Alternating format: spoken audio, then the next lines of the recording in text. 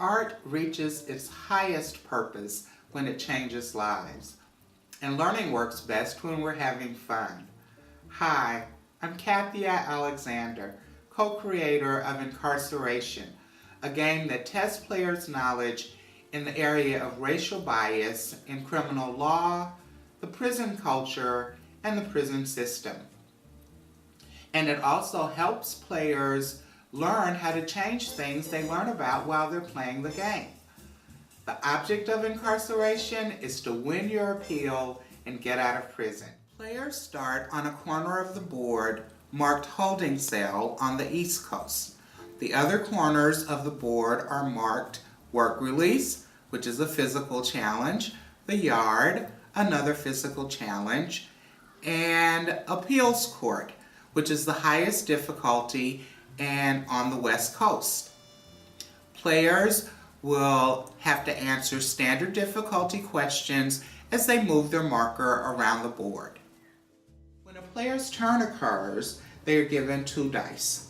The first determines your race during that particular turn.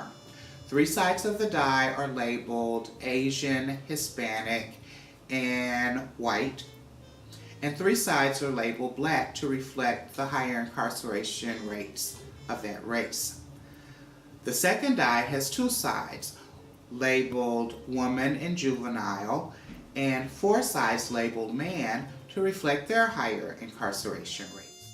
The player rolls the dice to determine their race, gender, and juvenile status during that turn.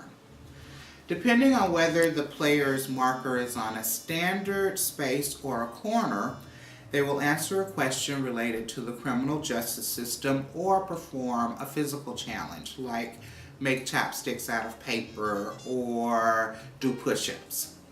The player moves the marker forward or backward depending on whether they get the question right or wrong and what their race and gender and juvenile status is. For instance, if you get an answer wrong as a white juvenile, you can still move forward 2 spaces.